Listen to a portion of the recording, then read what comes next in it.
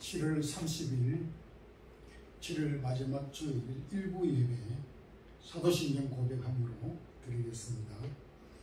전능하사 천지를 만드신 하나님 아버지를 내가 미사오며 그 외아들 우리 주 예수 그리스도를 미사오니 이는 성령으로 잉태하사 동정녀 마리아에게 나시고 본디오 빌라도에게 고난을 받으사 십자가에 못 박혀 죽으시고 장사한 지 사흘 만에 죽은 자 가운데서 다시 살아나시며 하늘에 오르사 전능하신 하나님 우편에 앉아 계시다가 저리로서 산자와 죽은 자를 심판하러 오시리라. 성령을 미사오며 거룩한 공회와 성도가 서로 교통하는 것과 죄를 사하여 주시는 것과 몸이 다시 사는 것과 영원히 사는 것을 미사옵나이다. 아멘. 찬양과 감사를 주께 돌립니다. 무더운 여름철 당하여서 저희들을 어려운 여건 가운데서도 지키시고 또 오늘 여기까지 인도해 주셨음을 감사합니다. 7월 마지막 주일 또 저희들이 오늘 주의 이름으로 모여서 예배를 드립니다.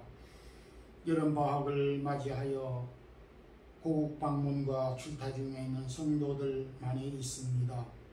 가고 오는 모든 길들을 지켜주시고 안전케 해주시고 부모, 형제, 가족, 친척들을 만날 때 주 안에서 기쁨을 나눌 수 있도록 도와주옵소서. 몸된 사람의 교회에 속하여 있는 모든 권속들, 가정과 하는 일들 간섭하여 주시고 축복하여 주시기를 원합니다. 주님, 저희 사랑의 교회 또 2023년을 또 이렇게 절반 보내고 남은 후반기 기간 동안 후임자 선정을 위하여서 준비하며 기도 중에 있습니다.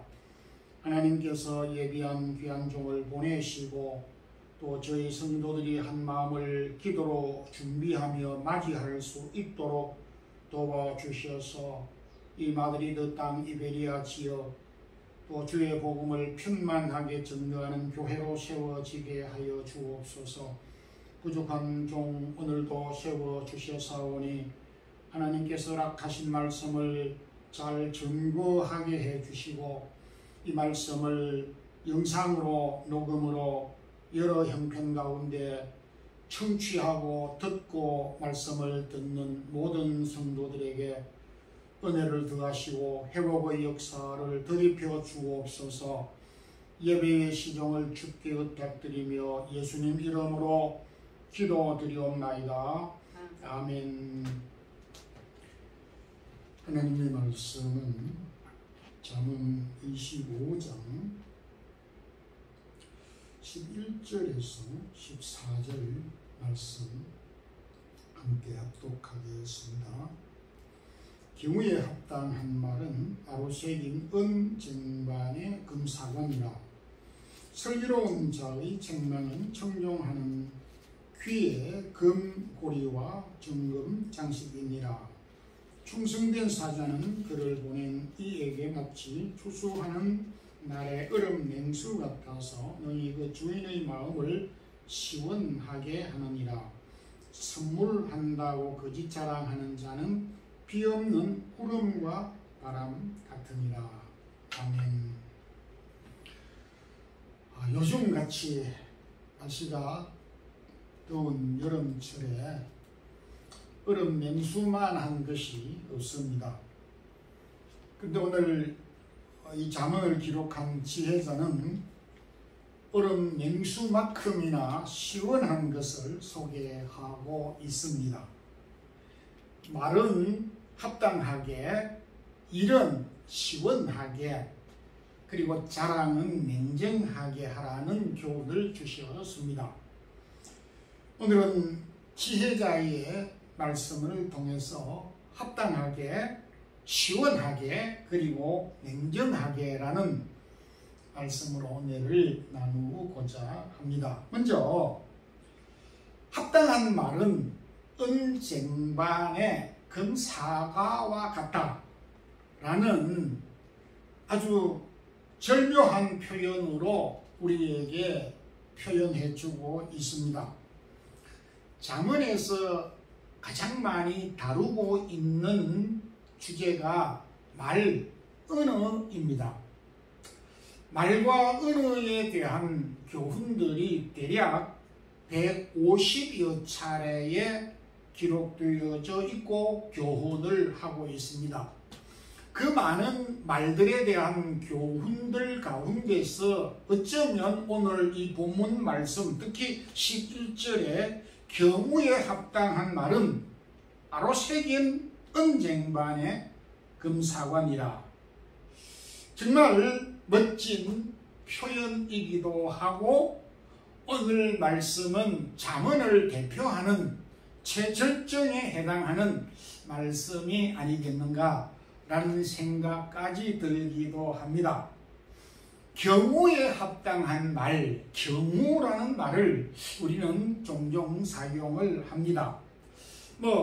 오늘 우리가 사용하는 이 경우라는 말을 어렵지 않게 이해를 할 수가 있는데 형편에, 상황에 맞는 그런 말을 뜻하는 것입니다. 즉, 상황과 형편에 맞는 말은 은쟁반에 담겨져 있는 금사과와 같다라고 하는 의미를 담고 있습니다.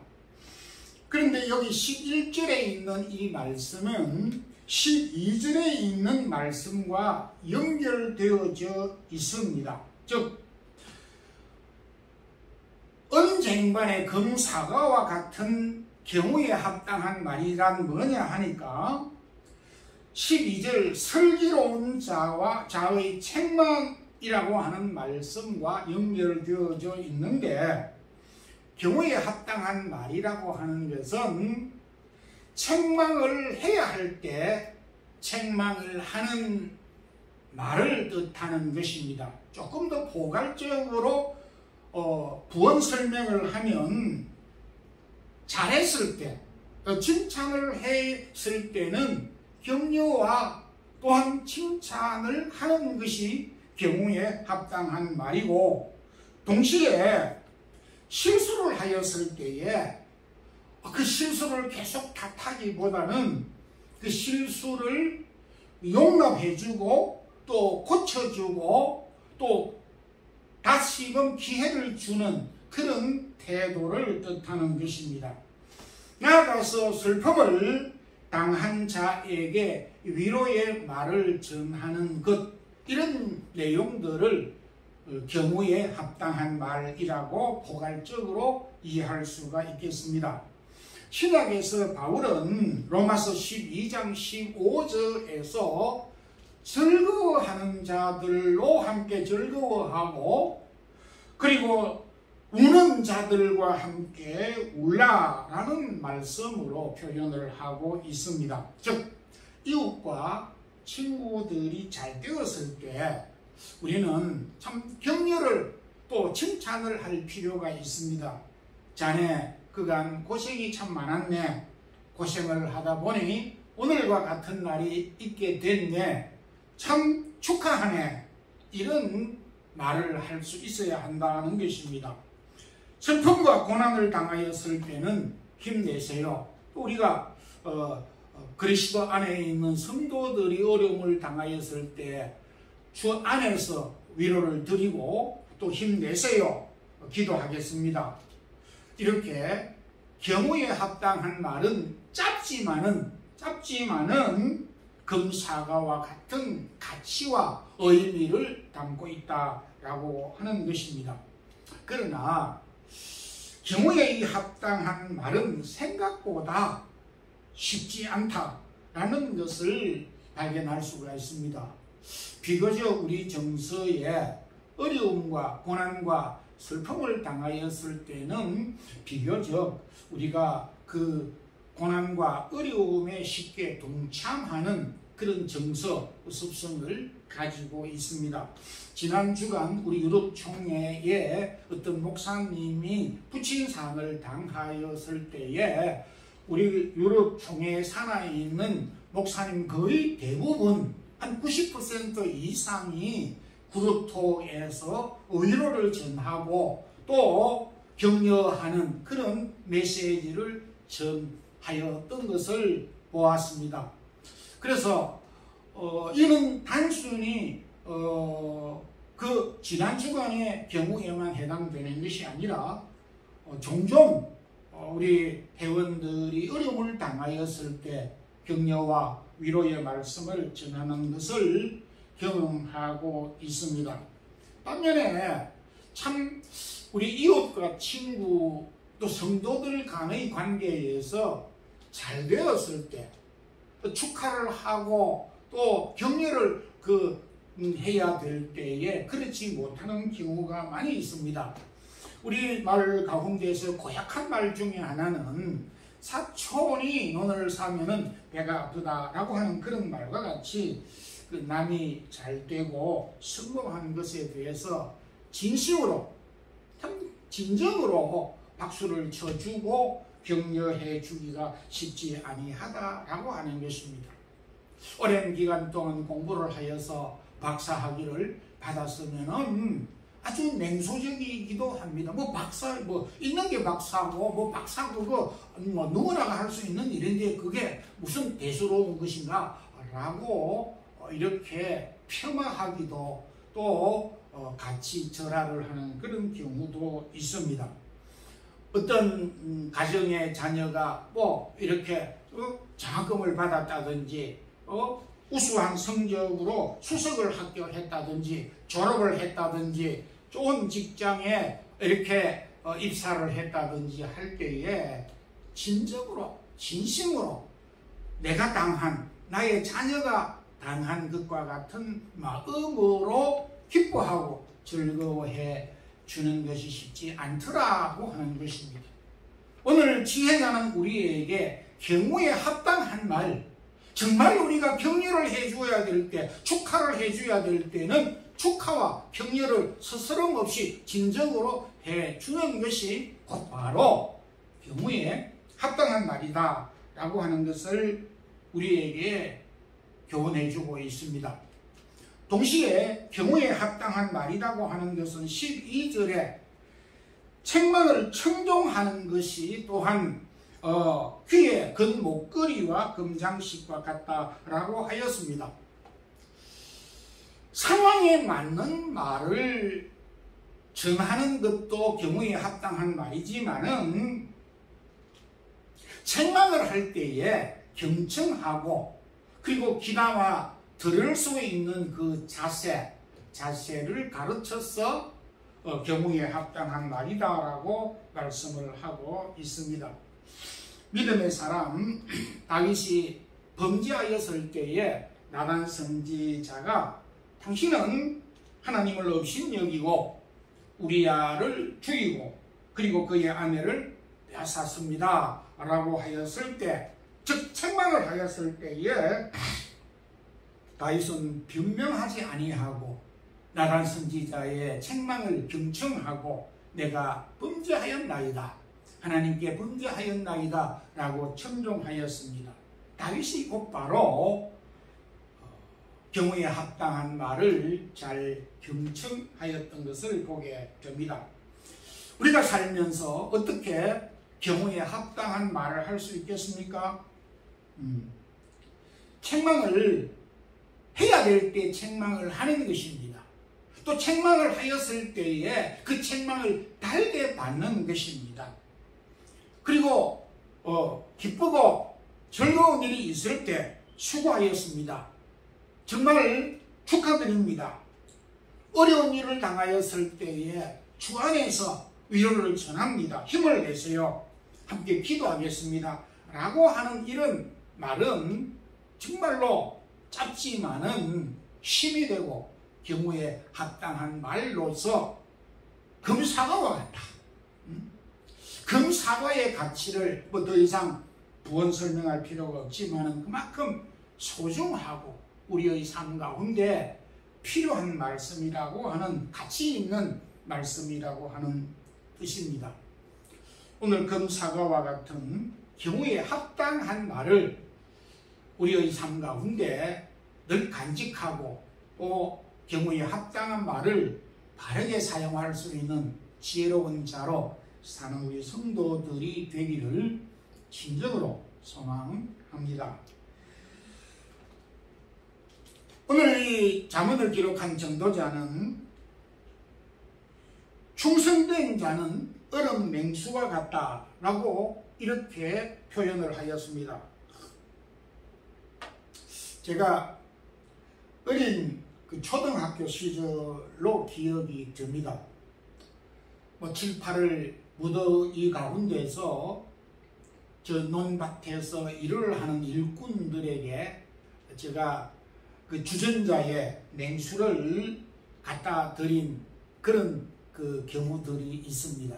그러면은 뿔뿔 땀을 흘리며 일을 하던 그 일꾼들이 그 주전자의 냉수를 그야말로 벌컥벌컥 마시면서 시원하다, 시원하다, 그 더위가 그 냉수 한 그릇으로 물러가는 듯한 그런 상쾌한 그런 기분을 느끼는 것을 보기도 하였습니다.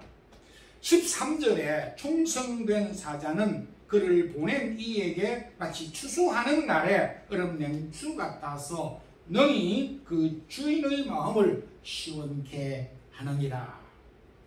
절묘한 표현입니다. 어떻게 이런 표현을 하였을까? 참 제가 이 말씀을 보면서도 무릎을 탁 칠 정도로 신기하고 절묘한 표현이다 라고 하는 것을 느꼈습니다. 충성된 사자라고 하는 것은 더 이상 설명할 필요가 없습니다. 충성된 일꾼, 신실한 일꾼, 맡은 일을 잘 감당하는 그런 사람, 자기 맡은 일의 책무를 다하는 그런 사람을 지칭하는 뜻입니다. 그런데 여기 지혜자가 충성된 사자라고 하는 이 본문의 의미는 이와 같은 내용을 포함해서 또 다른 의미가 담겨져 있다라는 것입니다. 여기에 충성된 사자는 우리가 요즘 여름철에 그 집집마다 그 문이 다 있습니다. 집에 들어가면은 집 대문이 있고, 아파트에 들어가면 아파트 문이 있고, 또 가정 안에서도 집 안에서도 또 방문이 따로 있고, 또 방문에도 창문이 이렇게 닫혀 있습니다. 문의 역할, 창문의 역할은 우리가 익히 잘 알고 있습니다. 밖에 날씨가 굉장히 춥습니다. 그러면 문을 잠금을 통하여서 밖에 있는 추위를 보호해주고 집 안을 방 안을 따뜻하게 해주는 역할을 합니다. 반대로 요즘과 같이 더운 날씨 가운데 있을 때에 집안에 선풍기나 에어컨을 틀었을 때에 밖에는 아주 무덥습니다. 그리고 집안은 시원하게 해놓았습니다. 문을 열어놓고 창문을 열어놓으면 시원한 것을 유지할 수가 없습니다. 그래서 밖은 비록 덥지만은 문과 창문을 통하여 문을 닫아 놓습니다. 그러면 집 안이 시원하게 되는 것입니다. 그래서 창문과 이 문의 역할은 밖과 안을 조절해주는, 더위를 피해주고 추위를 피해주고, 한 걸음 더 나아가서 도적으로부터, 위험으로부터 안전하게 해주는 역할을 하게 됩니다. 문을 닫고 열물 통하여서. 여기 충성된 사자라고 하는 것은 문을 열고 닫는 경첩, 우리 한국말로 경첩은 문을 닫고 열고 하는 기능을 하는 그런 중간에 그 쇠붙이, 우리 교회가 입구에도 경첩을 달아서 문을 열기도 닫기도 하는 경첩이 있습니다. 여기 충성된 사자는 막혀있는 것을, 대인관계에 막혀져 있는 것을 원활하게 해주는, 소통해주는, 화평을 가져다 주는 사람을 지칭하는 뜻입니다. 기능적으로는 문의 역할이 더위와 추위, 또 위험으로부터 안전을 감당해주는 기능을 하지만은 이것이 사람에게 적용이 될 때는 여러 사람들과의 관계를 화목하게 해주는, 하나 되게 해주는 화평의 사람, 화목을 만들어주는 그런 사람을 지칭하고 있다라고 하는 것입니다. 충성된 사자, 즉 화목해 하는 사람, 공동체와 공동체, 사람과 사람, 대인관계를 화목하게 하고 화평하게 해주는 사람을 뭐라고 했느냐 하니 여러분 냉수와 같다. 너무 시원하다 이거죠. 요즘 러시아와 우크라이나가 1년 넘게 전쟁을 하고 있습니다. 미국도 유럽도 관망을 하고 어떻게 화목을 도모하지 못하고 있습니다. 우리 대한민국도 남북한의 관계가 좋지 않습니다. 긴장 상태로 있습니다.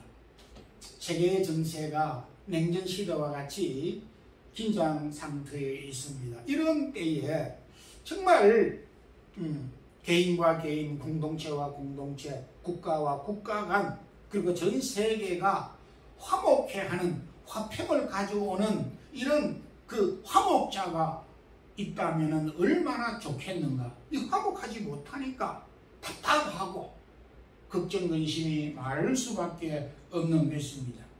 충성된 사자는 개인을 넘어서 공동체, 전 세계를 얼음 냉수와 같이 시원하게 할 수 있다라고 하는 교훈을 주고 있습니다.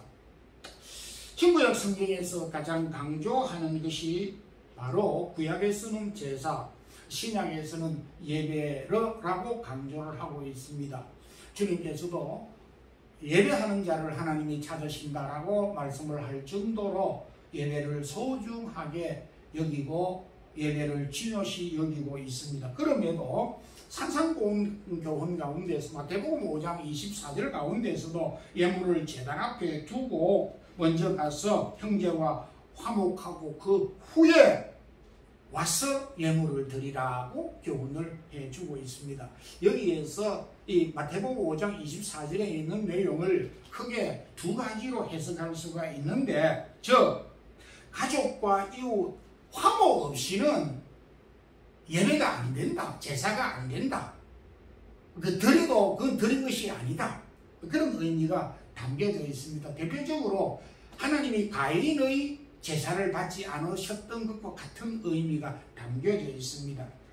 동시에 이 마태복음 5장 24절에 있는 말씀은 제사와 예배의 중심이 바로 화목이며 화평이다 라고 해석할 수가 있습니다. 여러분들이 오늘 주일 예배를 드리고 난 다음에 오후에 가족과 함께 또 교회당에서 집으로 가는 동안 차 안에서 부부가 가족끼리 서로 다투었다, 다툰 이유가 명확할지라도 다투었다 라고 한다면은 예배를 잘 드린 것이 못된다 라고 하는 그런 뜻을 담고 있는 것입니다. 예배를 잘못 드렸다 이렇게 말씀을 드릴 수가 있는 것입니다. 우리 예수님께서 이 땅에 오신 이유가 무엇입니까? 에베소서 2장 16절에 이렇게 말씀을 하고 있습니다. 또 십자가로 이 둘을 한 몸으로 하나님과 화목하게 하려 하십니다. 사람과 하나님과 원수가 되어졌는데 십자가로 하나 되게 화목하게 화평하기 위해서 십자가를 지셨다라고 가르치고 있습니다. 그래서 주님은 저희들을 화목해 하는 자, 산상보훈 말씀 가운데에서도 화평케 하는 자는 하나님의 아들이라 일컬음을 받을 것이요 라고 우리에게 화목해 하는 직책을 주셨다라고 말씀을 하고 있습니다. 우리가 가는 곳에, 내가 머문 곳에, 내가 상대하고 있는 모든 공동체가 불화하는 것은, 이것은 그야말로 충성된 사자가 할 일이 아닌 것입니다. 충성된 사자의 기본 뿌리는 화목과 화평을 가지고 있는 사람인 것입니다. 더운 여름철입니다. 지혜자는 이 더운 여름철에 냉수보다도 더 시원한 것은 화목해 하는 사람, 화평케 하는 사람이 얼음 냉수와 같고 얼음 냉수보다도 어쩌면 더 시원한 그런 존재라고 말씀을 해 주셨습니다. 우리가 살아가게 되면서 답답하고 깝깝하고 소통이 되지 않는 이런 사회 가운데서 하나님께서 우리에게 화평케 화목케 하는 이 직책을 주셨다는 사실을 기억하고 얼음 냉수와 같이 화목케 하는 이 직책 직분을 잘 감당하는 우리 성도들이 되기를 소망합니다. 세 번째로 이 지혜자는 성행은 가뭄의 단비와 같다 라고 말씀을 하고 있습니다. 금년 초에 저희 교회에서도 특히 지진 참사로 인해서 우리 교회에서 헌금을 하기 위해서 2,000유로가 넘는 금액을 송금하기도 하였고, 또 지난 5월 우리 유럽 총회에서 우리 유럽 고신 교단 총회에서도 5,000불 이상 터키에 보내어서 컨테이너 그 하우스, 컨테이너 집을 기증하기도 하였고, 또 공국총회에서는 좀 더 그 규모가 크게 50억 정도의 돈을 특히 시리아 지진 참사 해당되는 그 부처에 이렇게 기증을 하고 헌금을 해서 보내었습니다. 저희 교회와 유럽총회에서 이 구제금을 보내었을 때 받은 선교사님과 또 그들이 답변해 온 내용이 무엇이냐? 가뭄의 단비와 같다. 여러 말로 이렇게 회신을 해왔지만은 요약하면은 가뭄의 단비와 같은 이런 구제헌금을 보내주셨다라고 하는 답변을 보내왔습니다. 오늘 지혜자는 14절에 선물한다고 거짓 자랑하는 자는 비 없는 구름과 바람과 같다라고 말을 했습니다. 여기에 선물은 선행, 우리가 성경에 표현하고 있는 구제, 선행을 뜻하는 것입니다. 거짓 선행, 그 선행을 한다고는 하지만은 그야말로 우리 한국식으로 표현하면 찌꼬리만 하게 하기는 했는데 그것이 사실은 거짓이고 내용이 없는 그런 선행은 비 없는 구름과 바람과 같다라고 하는 것입니다. 바꾸어 말하면 참된 선행은 가뭄의 단비와 같다라고 하는 것입니다. 그런데 중요한 것은 구제와 이 선행은 가뭄의 단비와 같은 것이 돼 구제와 그 선행에 대한 자랑은 냉정해야 한다. 이 지혜자의 결론인 것입니다. 마태복음 6장 4절에 주님은 내 구제함이 은밀하게 하라. 은밀한 중에 보시는 게 하나님이 갚으시리라고 말씀을 하셨습니다. 바리새인의 잘못이 무엇입니까?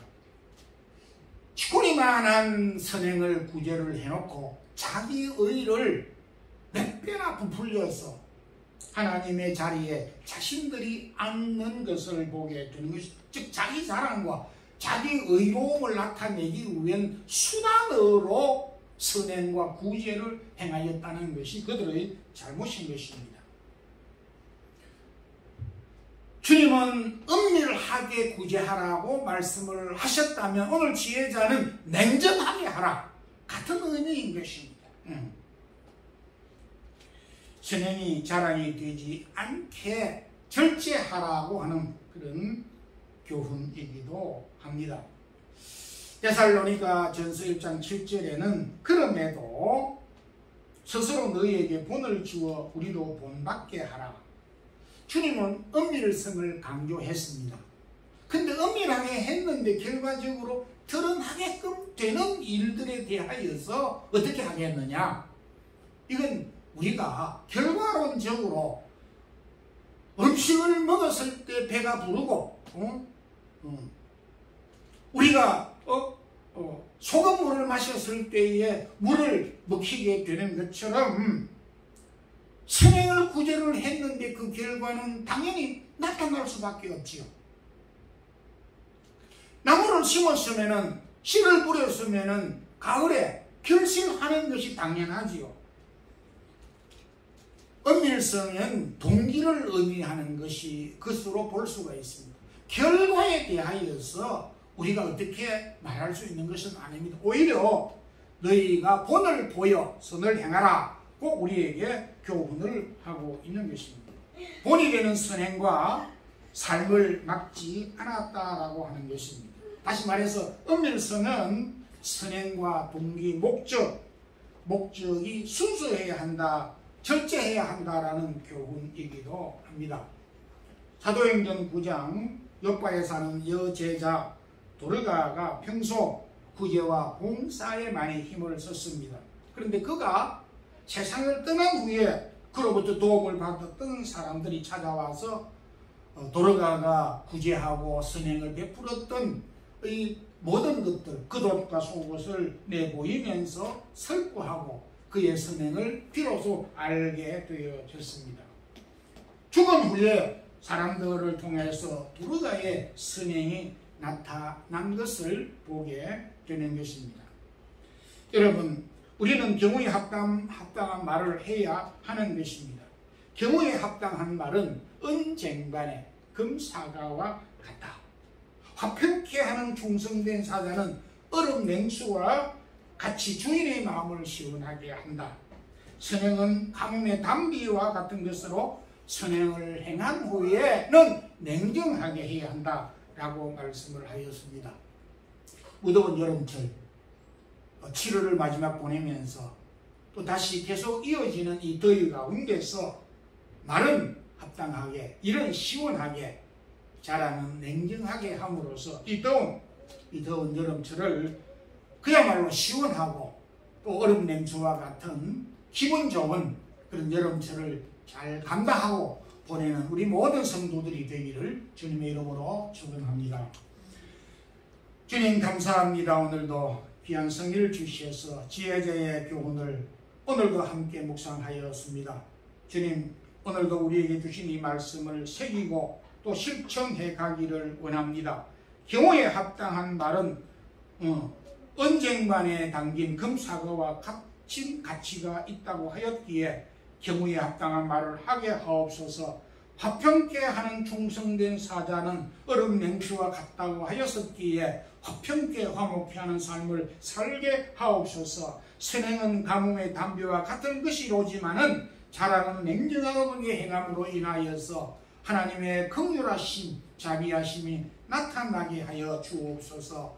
주의 사랑하는 우리 모든 성도들과 이 교회가 오늘도 지혜자의 교훈을 따라 살아가는 기쁨을 우리 모든 성도들에게 허락하여 주옵소서. 주의 사랑하는 성도들이 몸과 마음과 귀한 예물을 주 앞에 드렸습니다. 주의 나라를 섬기는 기쁨을 더하게 하여 주시고 감사하는 마음이 넘치게 해 주시기를 간절히 소망합니다.